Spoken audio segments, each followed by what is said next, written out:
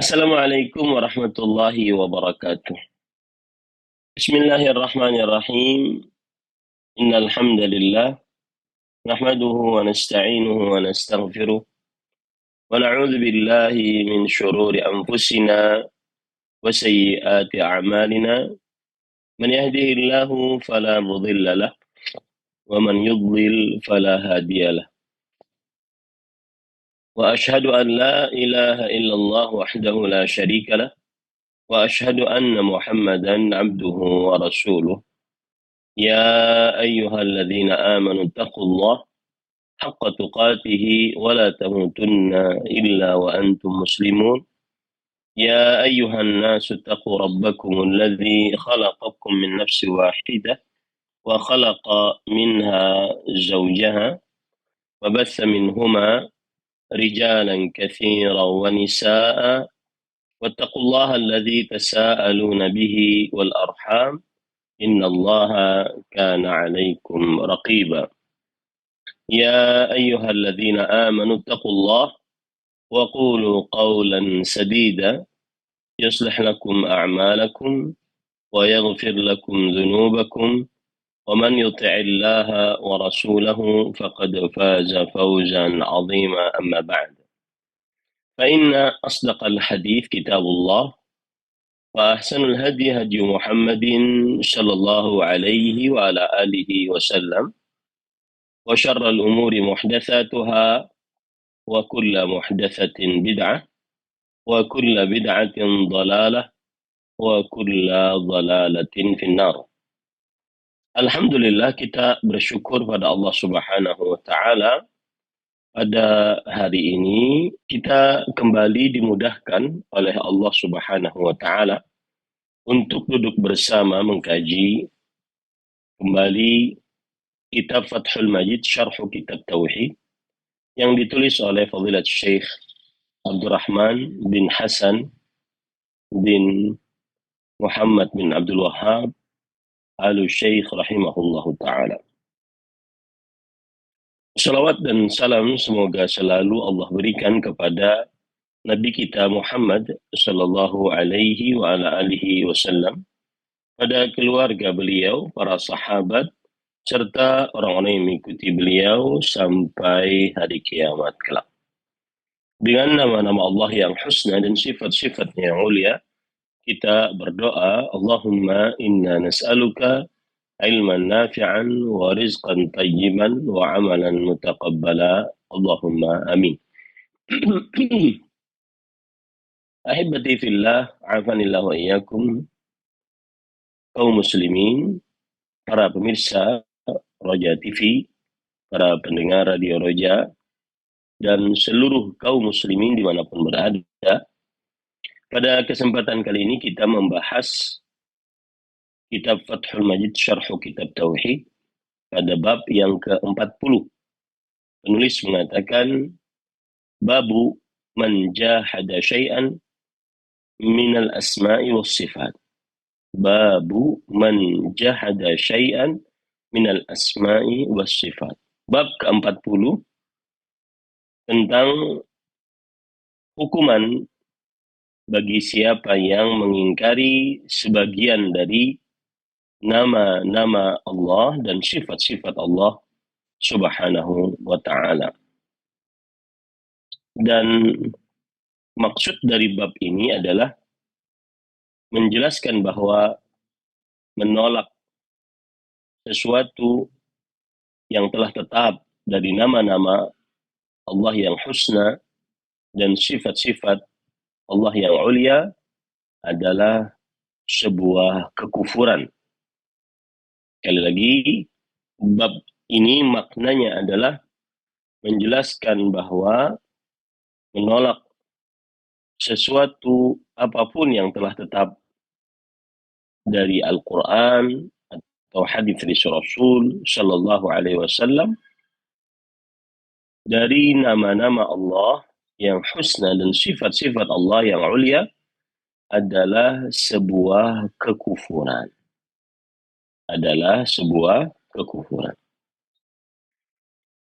Adapun hubungan bab ini dengan kata tauhid adalah bahwa bab ini menunjukkan contoh perbuatan yang menyebabkan rusaknya tauhid dan menyebabkan kekufuran, yaitu menolak salah satu dari nama-nama Allah yang husna atau sifat-sifat Allah yang ulia.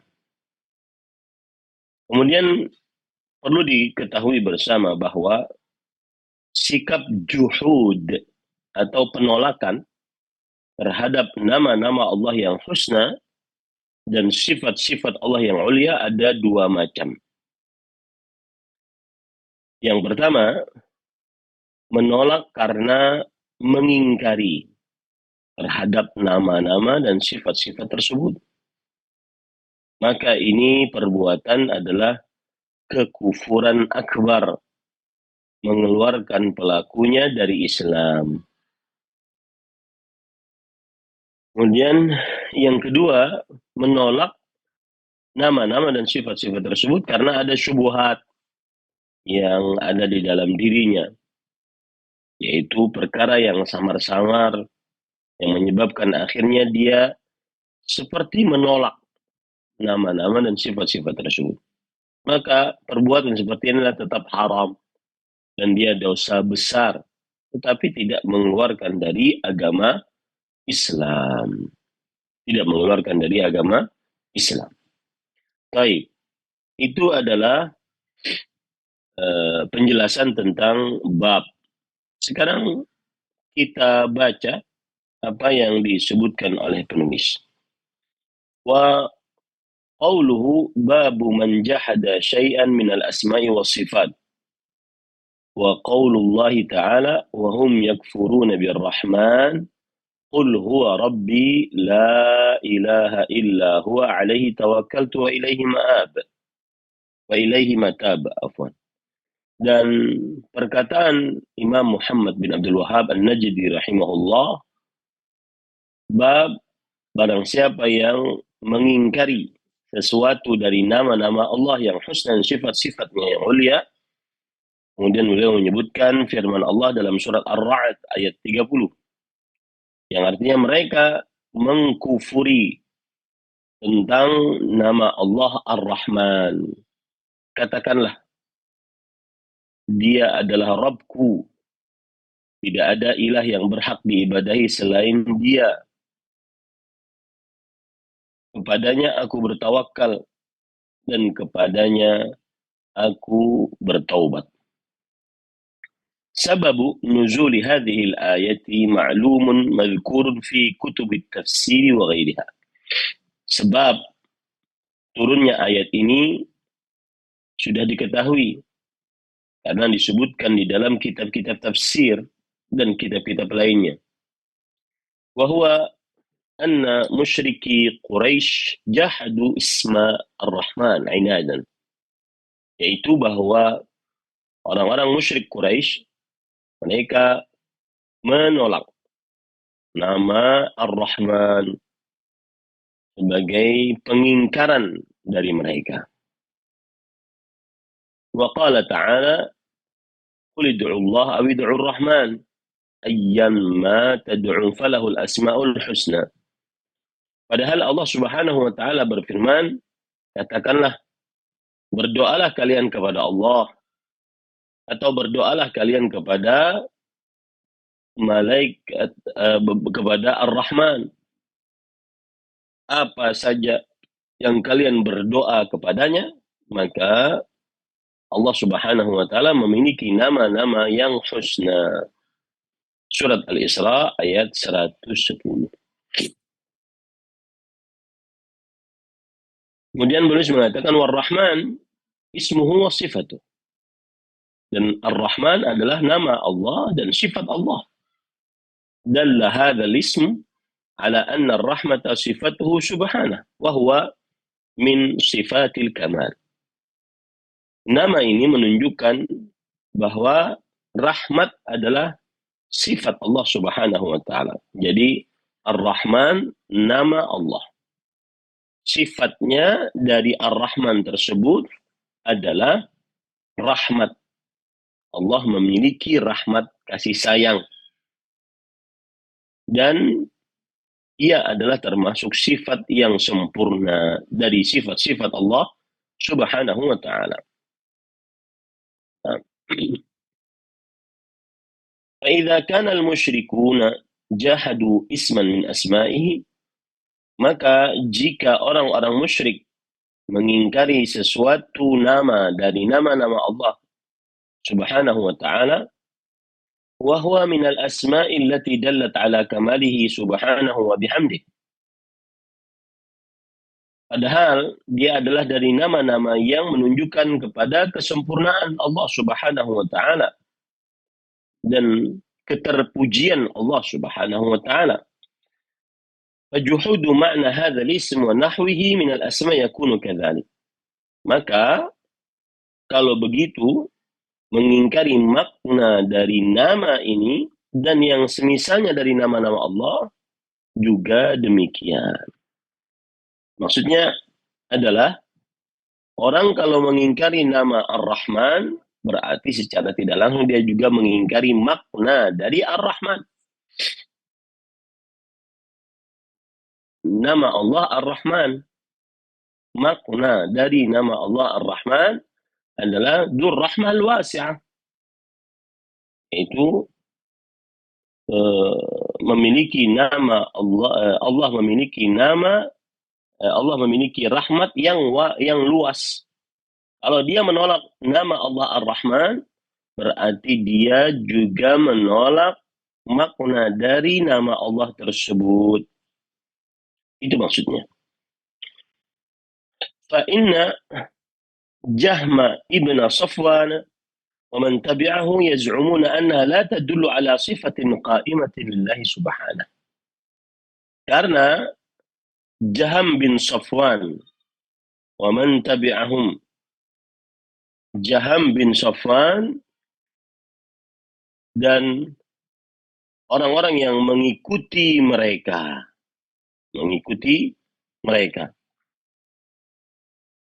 menolak bahwa nama Allah Subhanahu wa ta'ala tidak menunjukkan terhadap sifat yang tegak berdiri dengan Allah Subhanahu wa ta'ala atau di dalam diri Allah Subhanahu wa ta'ala. Kata mereka, nama tersebut tidak menunjukkan kepada sifat. Nama tersebut hanya nama tanpa makna. Ini perkataan mereka. Dan Jaham bin Safwan adalah seorang yang dikenal di dalam sejarah pemikiran Islam. Dan dia termasuk orang-orang yang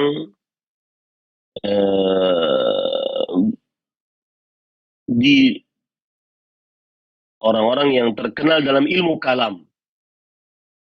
Dia lahir di akhir abad ke-1 Hijriah, sekitar tahun 69 Hijriah, di kota Turmuz dan di kota atau di daerah Khurasan yang sekarang menjadi Uzbekistan. Jaham bin Safwan masuk orang-orang yang dengan pemikiran filsafat dalam perkara akidah Islam,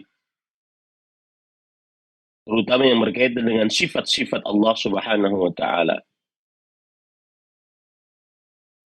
Pemikiran yang paling jelas dari Jaham bin Safwan adalah dia menganut pemahaman Al-Jabariyah yang meyakini bahwa manusia dipaksa secara sempurna oleh Allah atas perbuatan-perbuatannya.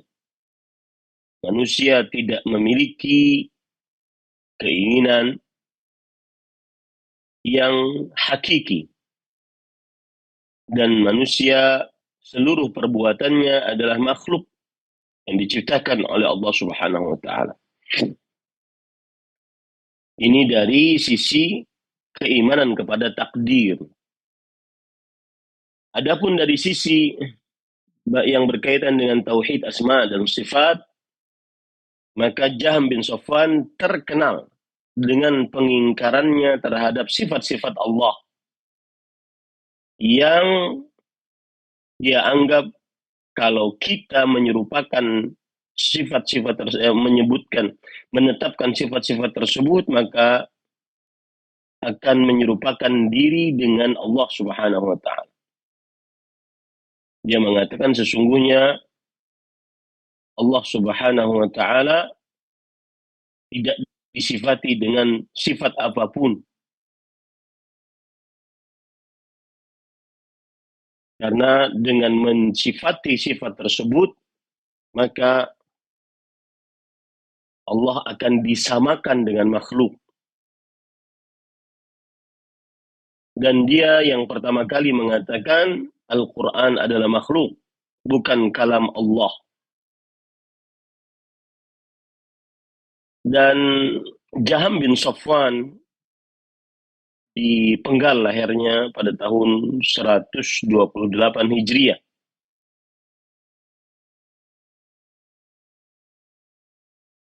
Karena dia dianggap sebagai orang yang menentang akan akidah Islam. Dan memang seperti itu. Dan akhirnya keluarlah pemikiran Al-Jahmiyah. Dialah pencetus dari gerakan Al-Jahmiyah.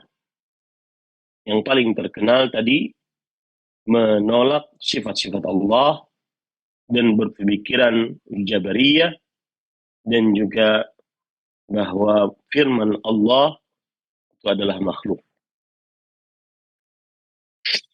Maka para ikhwan yang dirahmati oleh Allah Subhanahu wa taala, sesungguhnya Jahm bin Safwan dan orang-orang yang mengikutinya menganggap bahwa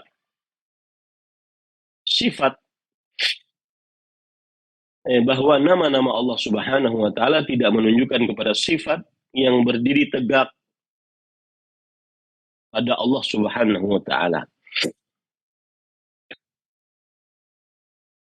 Wa tabi'ahum ala dzalika tawaif min al-Mu'tazilah wal Asy'ariyah wa ghairihim. Dan yang mengikuti Jahm bin Safwan atas pendapat ini ada beberapa kelompok dari kaum Mu'tazilah, kaum yang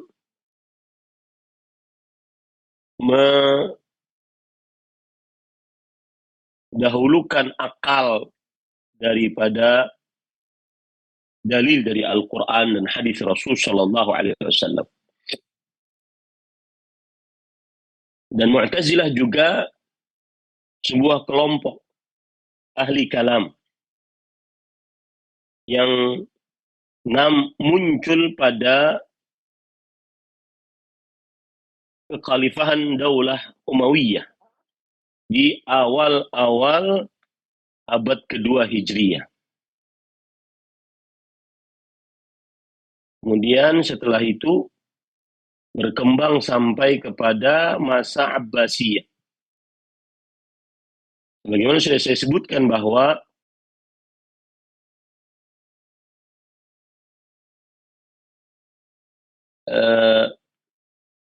kelompok ini, jadi kaum Mu'tazilah, mendahulukan akal dan metodologi filsafat di dalam menafsiri akidah Islam. Dan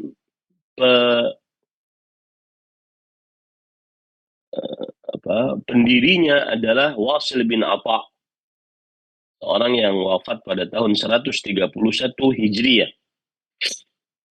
Dia adalah seorang yang berpisah dari majelisnya Al-Hasan bin Al-Yasar Al-Basri di kota Basrah di Irak, disebabkan perbedaan pendapat tentang akhir dari nasib seorang yang melakukan dosa besar. Dan kaum Mu'tazilah memiliki beberapa pemikiran dasar mereka di dalam akidah Islam. Di antaranya yang mereka sebut dengan tauhid. Tauhid yang mereka maksud adalah mensucikan Allah Subhanahu wa taala dari sifat-sifat manusia.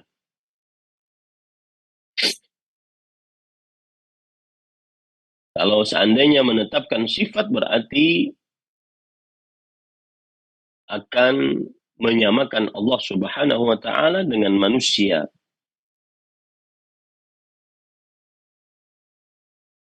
Ia mengatakan misalkan ilmu Allah. Allah Al-Alim. Nama Allah Al-Alim. Tapi ilmu Allah Subhanahu wa taala kata mereka adalah zat Allah Subhanahu wa taala. Ini mereka untuk menghilangkan sifat tersebut agar menurut mereka tidak sama dengan makhluk. Mereka juga memiliki keyakinan al-adl, keadilan Tuhan. Mereka mengatakan bahwa Allah itu maha adil, tidak menzalimi. Oleh sebab itu kata mereka bahwa perbuatan manusia adalah dengan kuasanya dan pilihannya.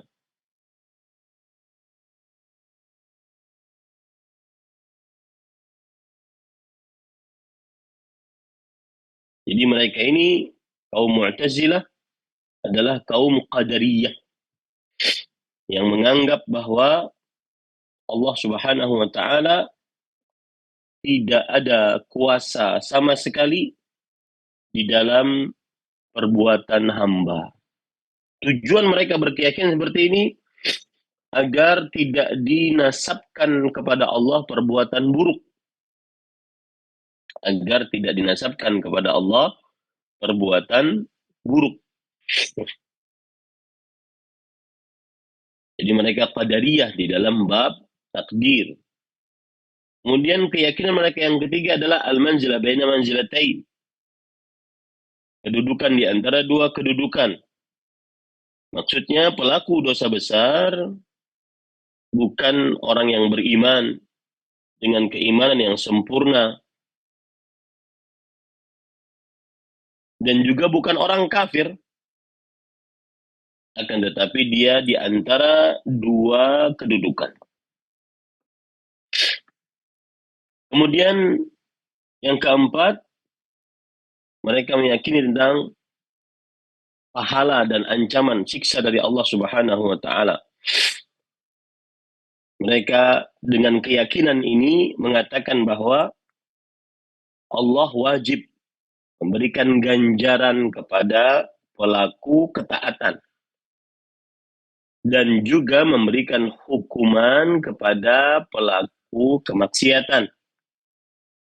Maka menurut mereka Allah tidak mengampuni dosa pelaku dosa besar. Allah tidak mengampuni jika mereka tidak bertobat kepada Allah. Pelaku dosa besar tidak diampuni oleh Allah Subhanahu wa taala. Ini menurut mereka, kaum Mu'tazilah.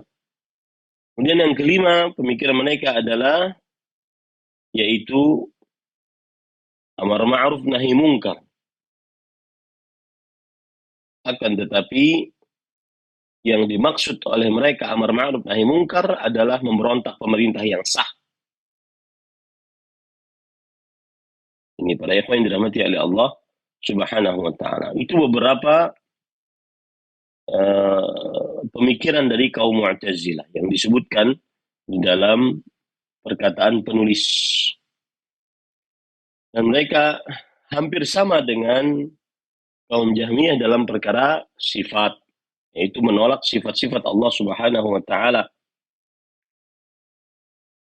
Kemudian penulis mengatakan falihada kaffarahum katsiruna min ahli sunnah.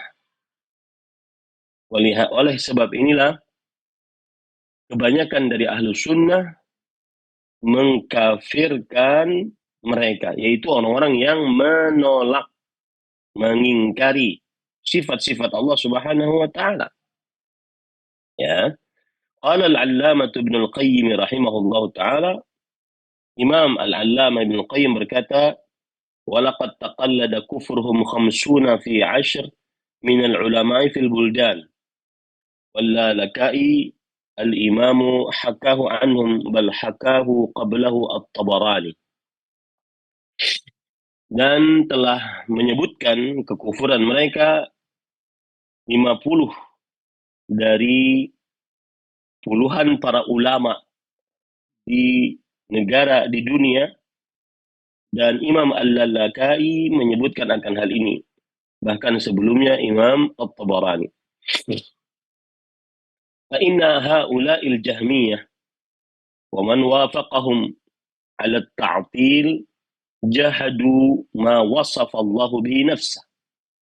Sesungguhnya kaum Jahmiyah dan yang mengikuti mereka, bersepakat dengan mereka untuk melakukan ta'til, penolakan terhadap apa yang Allah Subhanahu wa taala telah sifati dirinya dengannya. Wa wasafahu bihi rasuluhu min sifati kamalihi wa nu'uti jalali. Dan apa yang Rasulullah sallallahu alaihi wasallam sifati Allah berupa sifat-sifat kesempurnaan dan sifat-sifat keagungan. Wa banau hadha at-ta'tila ala aslin batilin assaluhu min 'indi anfusihim. Dan mereka membangun sikap penolakan terhadap nama-nama dan sifat-sifat Allah ini di atas sebuah pokok kebatilan yang mereka jadikan sebagai fondasi yang mereka buat dari diri mereka sendiri. Faqalu, mereka berpendapat, hadhihi sifat hiya sifatul ajsam. Sifat ini adalah sifat jasmani, sifat tubuh. Wa yalzamu min itsbati an yakuna Allahu jisman. Maka lazim dari menetapkan sifat-sifat ini, Allah Subhanahu wa taala memiliki jasmani. Ada mansya'u dhalali uqulihim. Ini adalah sebab muasal kesesatan akal-akal mereka. Lam yafhamu min sifatillah illa ma fahimuhu min khasaisi sifatil makhluqin. Mereka tidak memahami dari sifat-sifat Allah kecuali apa yang mereka pahami dari kekhususan sifat-sifat para makhluk.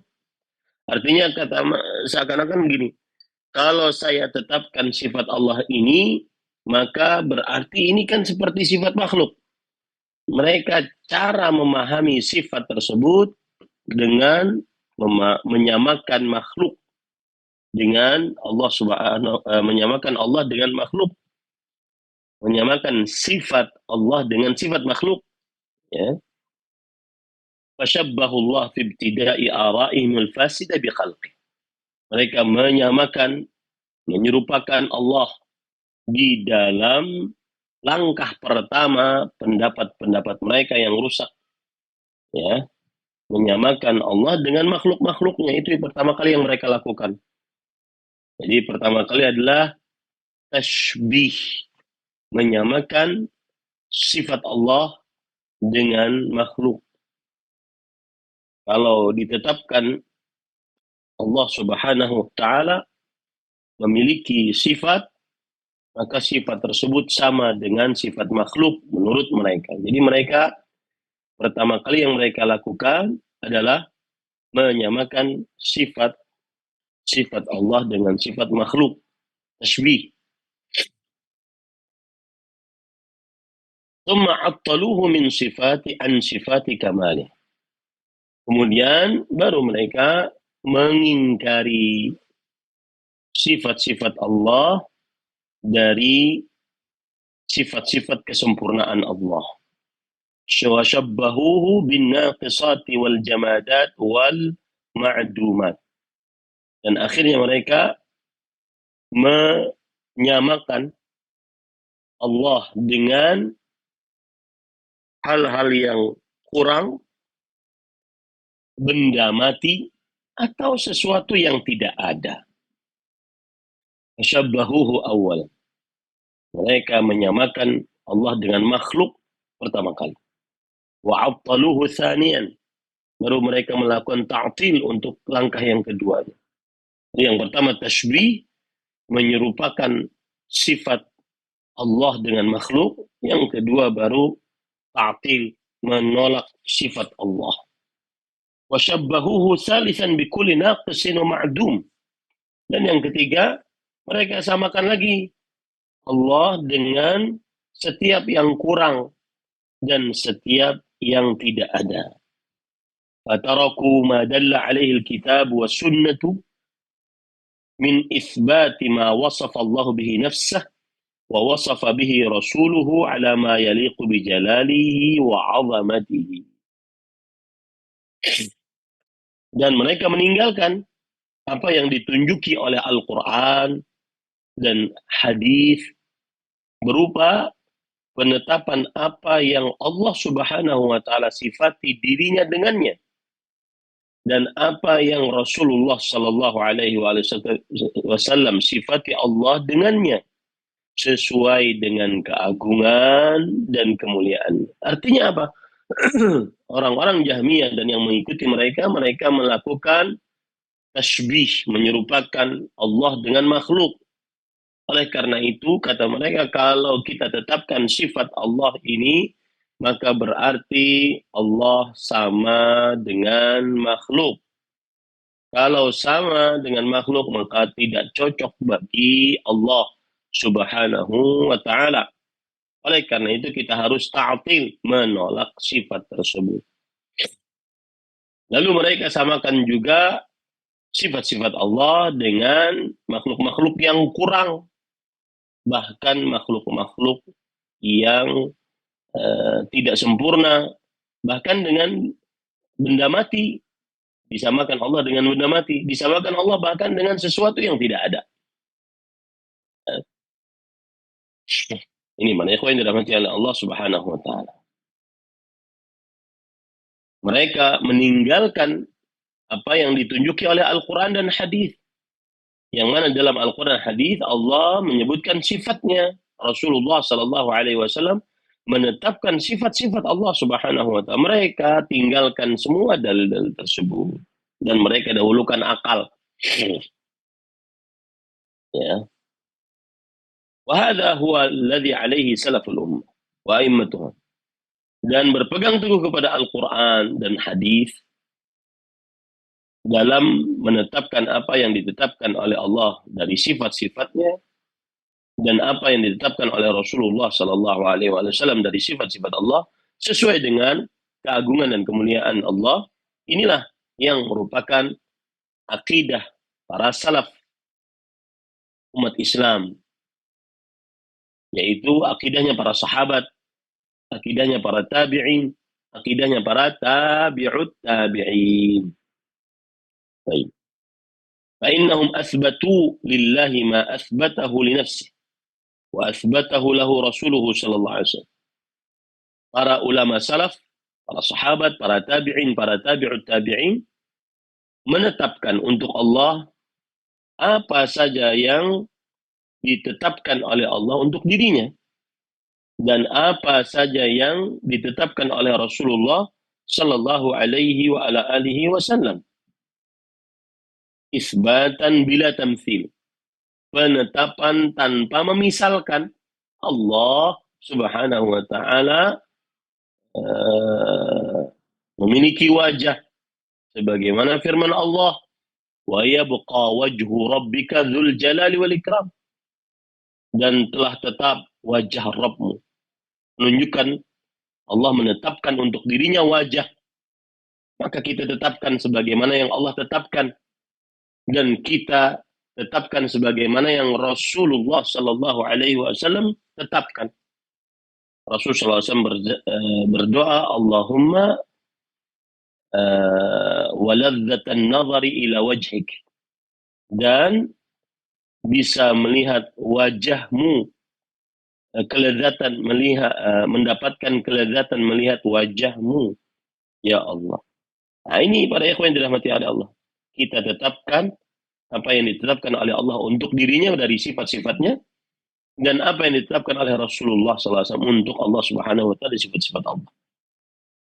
Penetapan yang tidak kita gunakan permisalan padanya. Wa tanzihan bila ta'til. Tetapi penetapan tersebut kita tetap sucikan Allah dari semua kekurangan dan aib tanpa meniadakan penetapan tersebut. Nah, itulah dua cara di dalam nama-nama dan sifat-sifat Allah Subhanahu wa taala. Ya, isbat bila tamtsil, kemudian tanzih bila ta'til. Nah, kaum muslimin harus memahami ini. Ya, penetapan tanpa memisalkan, mensucikan tanpa meniadakan. Ini harus dipahami baik-baik. Ya, isbatun bila tamtsil wa tanzihun bila ta'til. Penetapan tanpa memisalkan.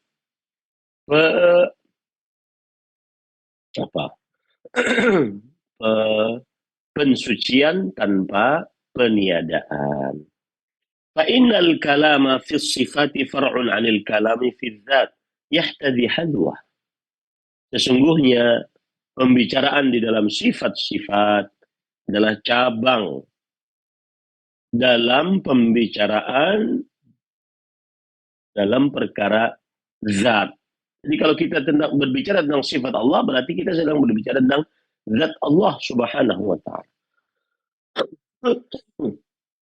Ini kaidah juga. Al-kalamu fi sifat far'un 'anil kalami fi dzat. Membicarakan sifat Allah berarti membicarakan tentang zat Allah Subhanahu wa taala. Fakama anna haula'il mu'attilah yuthbituna lillahi ta'ala dzatan la tushbihu az-zawat. Orang-orang Mu'attilah dari kaum Jahmiyah yang menolak sifat-sifat Allah tadi, mereka mengatakan Allah mempunyai zat, ya, yang tidak sama dengan zat-zatnya makhluk. Maka fa ahlus sunnah yaquluna dzalik. Ahlus sunnah pun mengatakan seperti itu. Wa yuthbituna ma wasafa Allah bihi nafsah. Dan menetapkan apa yang Allah sifati untuk dirinya. Wa wasafa bihi rasuluhu min sifati kamalihi wa nu'utu jalalih. La tushbihu sifatihi, la tushbihu sifatuhu sifati makhluk khalqihi. Apa yang ditetapkan, apa yang disifati oleh Allah untuk dirinya, dan apa yang disifati oleh Rasulullah SAW untuk Allah Subhanahu wa taala, berupa sifat-sifat yang sempurna dan keagungan, tidak menyerupai sifat-sifatnya dengan sifat-sifat makhluk. Sebagaimana zatnya tidak menyerupai dengan zat makhluk, maka sifat Allah juga tidak menyerupai dengan sifat makhluk. Kenapa? Karena pembicaraan tentang sifat adalah bagian dari pembicaraan tentang zat. Sama, pembicaraan zat Allah sama dengan pembicaraan tentang sifat Allah Subhanahu wa taala. Fa'innahum amanu bi kitabillah wa sunnati rasulih sallallahu alaihi wasallam wa lam yatanaqadu. Mereka ahlu sunnah wal jamaah beriman dengan Al-Quran dan hadis Rasul sallallahu alaihi wasallam dan tidak bertentangan satu dengan lainnya. Wa ulaikal mu'attilah kafaru bima ja' fil kitabi wa sunnati min dzalik. Sedangkan kaum mu'attilah yang mulai dari kaum Jahmiyah yang didirikan oleh Jahm bin Safwan, mereka mengkufuri terhadap apa yang ada dalam Al-Quran dan hadis Rasul Sallallahu Alaihi Wasallam. Dan mereka mengatakan itu adalah pertentangan. Fabatala qaulul mu'attilin bil aqli wal naqli. Maka batallah pendapat kaum mu'attilah yang menolak sifat-sifat Allah, baik dengan akal atau dengan dalil. Walillahil hamdu wal minnah. Segala puji hanya milik Allah dan juga segala karunia hanya dari Allah Subhanahu wa taala. Wa ijma'u ahli sunnati minas sahabati wat tabi'in wa tabi'ihim wa a'immatil muslimin. Dan juga ini berdasarkan ijma' dari para sahabat, para tabi'in, para tabi'ut tabi'in dan imam-imam kaum muslimin. وقد صنف العلماء رحمهم الله تعالى في الرد على الجهمية والمعتلة والمعتزلة والعشائرة وغيرهم في إبطال هذه البدع وما فيها من التناقص والتهافت. Dan para ulama telah menulis untuk bantahan terhadap kaum Jahmiyah, kaum Mu'attilah yang menolak sifat-sifat Allah, kaum Mu'tazilah, kaum Asy'ariyah, dan yang selain mereka di dalam pembatalan tentang perbuatan bid'ah ini, yaitu yang berkaitan dengan penolakan terhadap sifat-sifat Allah Subhanahu wa taala. Dan apa saja yang di dalamnya terdapat perendahan terhadap Allah Subhanahu wa taala. Kal Imam Ahmad fi raddihi al-masyhur. Seperti Imam Ahmad di dalam kitabnya Ar-Radd, yang mana kitab tersebut sangat masyhur. Wa kitab sunnah li ibni Manda li ibnihi Abdullah, dan kitab as-sunnah yang ditulis oleh anaknya Abdullah. Wa sahibul haidah Abdul Aziz Al-Kinani fi raddi ala Bishr Al-Mardisi. Kemudian penulis Al-Haidah yaitu Abdul Aziz Al-Kinani dalam bantahannya terhadap Bishr Al-Mardisi. Wa kitab as-sunnah li Abi Abdullah Al-Marwazi, dan kitab as-sunnah yang ditulis oleh Abu Abdullah Al-Marwazi. Wa radda Uthman ibnu Sa'id ala al-kafir al-anid wa huwa Bishr Al-Marisi. Dan Uthman bin Sa'id membantah terhadap seorang yang kafir yang menentang akidah Islam, yaitu Bishr Al-Marisi. Wa kitab at-tauhid lil Imam al-A'immah Muhammad ibn Khuzaimah Asy-Syafi'i, dan kitab tauhid yang merupakan tulisan dari imam yang sangat terkenal bermadzhab Syafi'i Muhammad bin Khuzaimah. Dan kitab As-Sunnah li Abi Bakar Al-Khallal, dan kitab As-Sunnah yang ditulis oleh Abu Bakar Al-Khallal. Wa Abu Utsman As-Sabuni Asy-Syafi'i, dan kitab yang ditulis oleh Abu Utsman As-Sabuni Asy-Syafi'i yang bermadzhab Syafi'i. Wa Syekhul Islam Al-Ansari, dan yang ditulis oleh Syekhul Islam Al-Ansari. Wa Abi Umar Ibn Abdul Bar An-Namri, dan kitab yang ditulis oleh Abu Umar Ibn Abdul Bar. Wa khalqun katsirun min ashabil a'immatil arba'a wa atba'ihim, dan para ulama yang sangat banyak dari pengikut madhab fikih yang empat. Wa ahlul hadis min mutaakhirihim, dan juga ahlul hadis wa min mutaakhirihim, dan juga ulama-ulama yang setelahnya, Abu Muhammad Abdullah bin Ahmad bin Qudamah, Imam Ibn Qudamah rahimahullah, wa Syekhul Islam Ibn Taimiyah wa ashabuhu wa ghairuhum min rahimahumullah ta'ala. Dan juga Syekhul Islam Ibn Taimiyah yang membantah kaum Jahmiyah, Mu'attilah, yang menolak sifat-sifat Allah Subhanahu wa taala.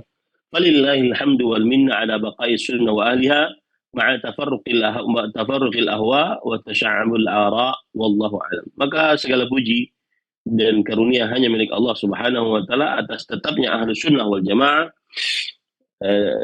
meskipun banyak sekali pendapat-pendapat dan juga hawa nafsu yang berbeda-beda. Wallahu a'lam. Ini yang bisa disampaikan. Wassallallahu nabiyana Muhammad walhamdulillahirabbil alamin. Wassalamualaikum warahmatullahi wabarakatuh.